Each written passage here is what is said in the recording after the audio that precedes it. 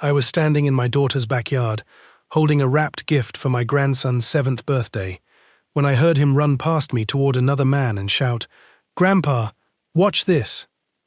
I stood there holding that gift for a long moment, waiting for someone to correct him, waiting for my daughter to say something.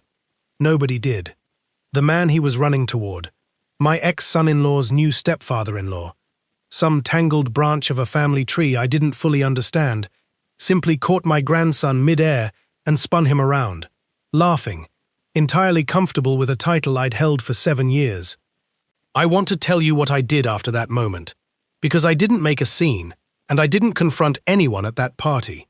What I actually did took considerably longer and led me somewhere I never expected a birthday party to send a 68-year-old man. I spent 31 years as a postal carrier, the same route for the last 18 of them, the kind of steady, unremarkable career that let me be home every evening without exception, present for my daughter's entire childhood, in a way my own father, working longer irregular hours, never quite managed to be for me. When my daughter Karen had her first child, I was in the hospital waiting room within an hour of the call.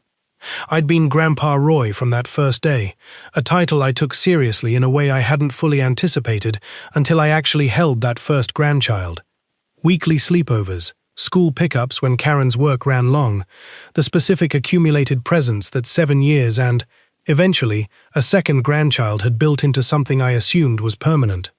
I want to describe a specific Friday ritual that mattered more than I realized until it quietly ended. Most Fridays, I'd pick my grandson up from school and we'd stop at the same diner for milkshakes before I dropped him back home. Just the two of us, a routine he'd started calling Grandpa Fridays by the time he was 5. That small, specific ritual, more than any single dramatic moment, defined the closeness that later felt so completely disrupted by that birthday party.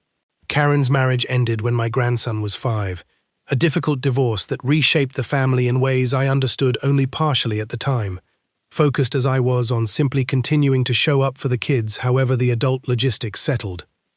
What I didn't fully register, in that first year after the divorce, was how much my access to the children had started depending on decisions made by people other than Karen directly. Her ex-husband's new relationships, custody arrangement details, a slowly shifting web of scheduling that gradually squeezed my previously automatic weekly presence into something requiring more advanced coordination than it ever had before. I remember the specific first Friday I couldn't do our usual milkshake run, needing to check with Karen's ex-husband's new custody schedule before confirming a small bureaucratic step that had never previously existed between me and my own grandson. I complied without much complaint at the time, understanding the divorce required adjustment from everyone, not fully registering how each small additional step of coordination was quietly making the old automatic closeness require active maintenance I hadn't previously needed to think about. Karen's ex-husband remarried about 2 years after the divorce, to a woman with her own extended family, including her own father, a man in his early 60s who, it turned out, lived considerably closer to the children's new primary residence than I did. I met him exactly twice before that birthday party.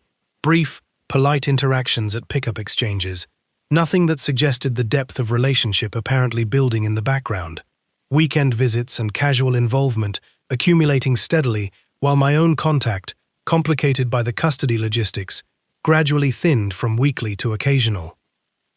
I remember the second of those 2 brief meetings specifically, a pickup exchange where he mentioned, casually, that he'd taken my grandson fishing the previous weekend.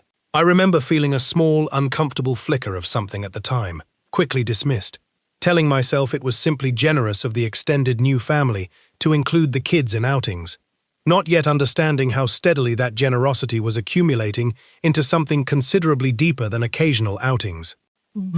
I want to describe that party in more detail, because the single moment of hearing Grandpa directed at someone else wasn't actually the whole of what hurt that day. I watched, over the following 2 hours, small accumulated evidence of a relationship I hadn't known had grown this deep. The man knowing my grandson's favorite superhero without being told, my granddaughter climbing into his lap during the cake without hesitation, an ease between them that clearly hadn't developed in a single visit but across months I hadn't been present for or fully informed about. I found Karen in the kitchen near the end of the party and asked her, as calmly as I could manage, how long the kids had been calling him that.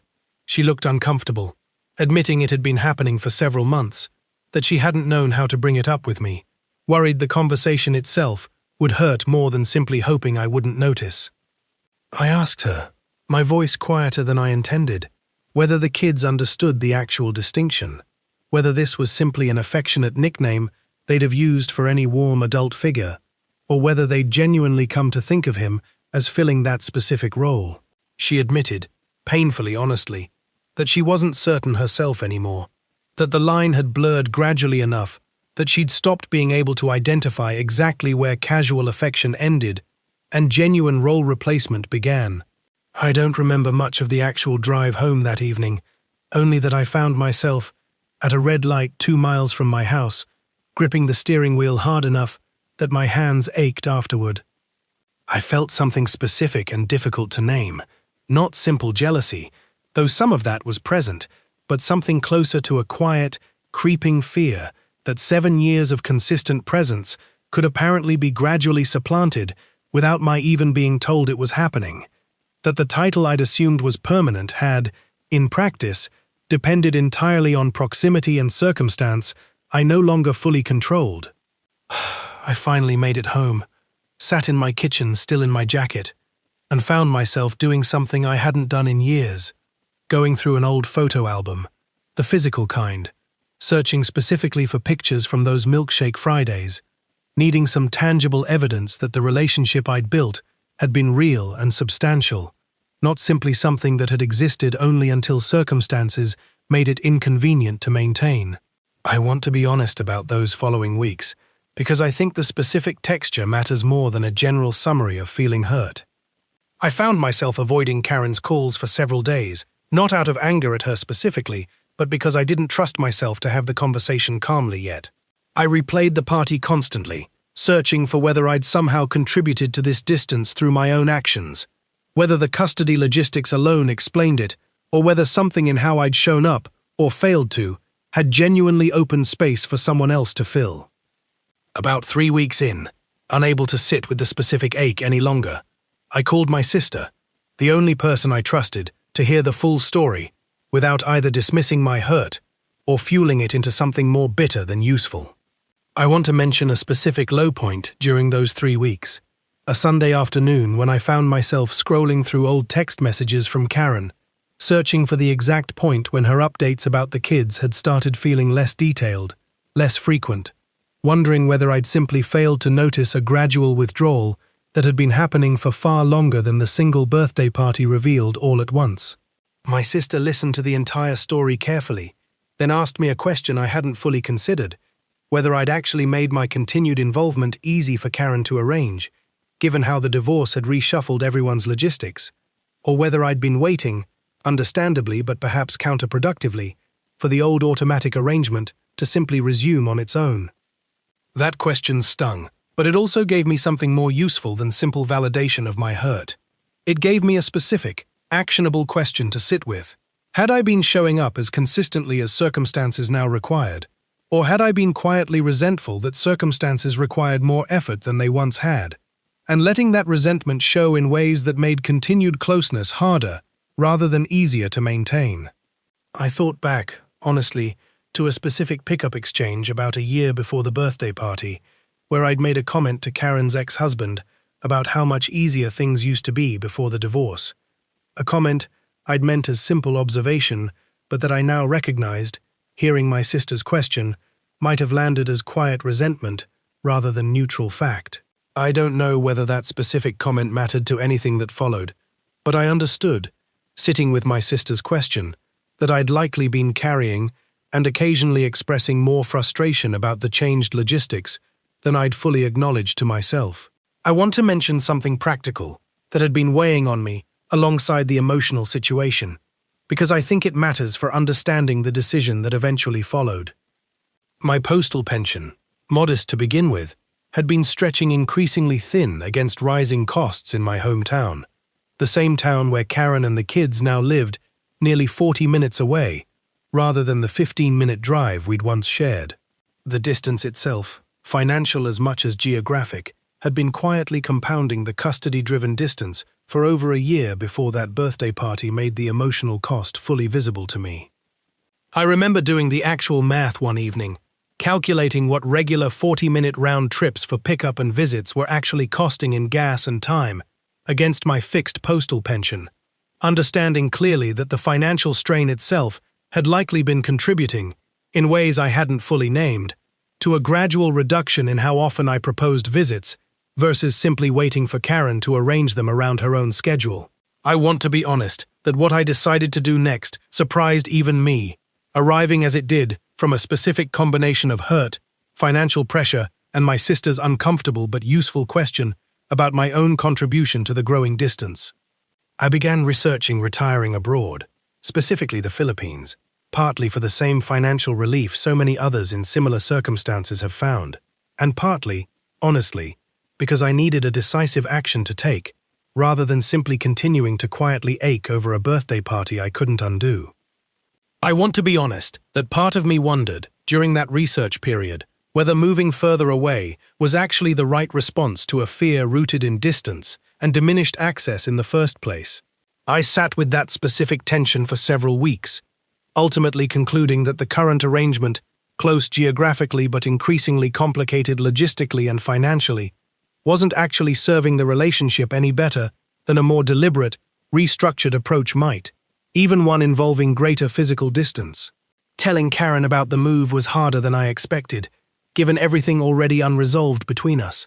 I worried she'd interpret it as punishment, as me retreating from the children entirely rather than genuinely rebuilding. She cried on that call, admitting she'd been carrying real guilt since the party, understanding more clearly than I'd realized how deeply the grandpa moment had actually landed.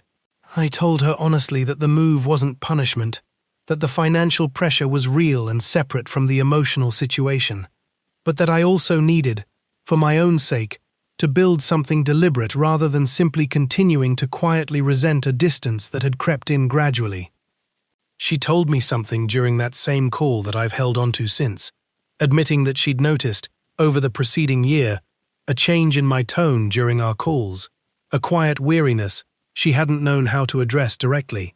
Hearing her name that shift confirmed my sister's earlier question wasn't simply my own private insecurity, but something Karen herself had genuinely picked up on, even without fully understanding its source until this more honest conversation.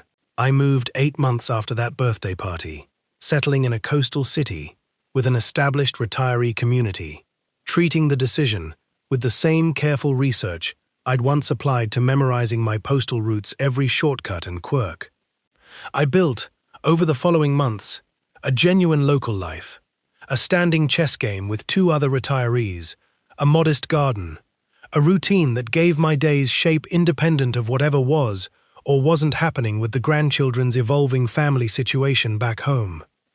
I also want to mention a specific realization that arrived a few months into settling here, watching a neighbor's own grandchildren visit from abroad, clearly maintaining genuine warmth, despite real distance, through what appeared to be deliberate, consistent effort, rather than simple proximity. Watching that family navigate their own version of distance successfully gave me a concrete model for what I hoped to eventually build with my own grandchildren, rather than simply hoping distance alone wouldn't further damage what remained. What I also built, more deliberately than I'd ever managed the old automatic arrangement, was a structured effort toward the grandchildren specifically, dedicated video calls, care packages of local trinkets that gave us something concrete to discuss, and honest conversations with Karen about coordinating visits in advance, rather than assuming closeness would simply persist on its own. My grandson, now 9, still occasionally calls the other man Grandpa too, a fact I've made peace with rather than continuing to fight. But he also, during our calls, asks me questions about the Philippines with genuine curiosity, and last visit called me specifically Grandpa Roy, without any prompting, a small but meaningful distinction that told me the effort was landing somewhere real. I remember that specific visit clearly, sitting with him at a small cafe near my apartment, watching him try local food with the same enthusiasm he'd once brought to our milkshake Fridays. He asked, unprompted, whether we could start our own version of that old ritual here whenever he visited, and we've since established a standing tradition of trying one new local dish together each visit. A small but deliberately rebuilt echo of what that birthday party had originally threatened to erase entirely. If you've experienced something similar, a grandchild's affection apparently transferring to someone else through circumstances partly beyond your control, I want to tell you what this specific experience taught me. The hurt is real, and I don't think it should be minimized or dismissed. But I also think my sister's uncomfortable question deserves serious consideration from anyone in a similar position, whether the growing distance reflects only circumstance, or whether it also reflects an unexamined assumption that closeness, once established, simply persists automatically without continued deliberate effort on your own part. I'd also recommend, specifically, examining your own recent tone and behavior as honestly as I eventually did, without excessive self-blame but with genuine curiosity, the same way my sister's question pushed me to. It's uncomfortable to consider that your own quiet resentment about changed circumstances might have contributed to the very distance causing that resentment, but I think that discomfort is worth sitting with, rather than avoiding, because the alternative, simply blaming circumstance entirely, leaves you with no actionable path toward rebuilding. I think about that birthday party often. Still, the specific moment of hearing Grandpa directed at someone else for the first time. I don't think that particular ache ever fully disappears, but I've stopped needing it to disappear in order to build something genuinely good alongside it. If you're facing a similar replacement in your own grandchildren's affections, I hope you find your own version of what I eventually built, not necessarily erasing the other relationship, but ensuring your own remains deliberately, actively real, rather than simply hoping old automatic closeness persists on its own. Grandpa Fridays ended with that divorce, quietly, without either my grandson or me ever formally acknowledging their end. What replaced them eventually wasn't the same ritual, but it's genuinely ours, rebuilt deliberately across an ocean of distance neither of us chose but both of us, eventually, learned to work with, rather than simply mourn. I'll see you in the next one.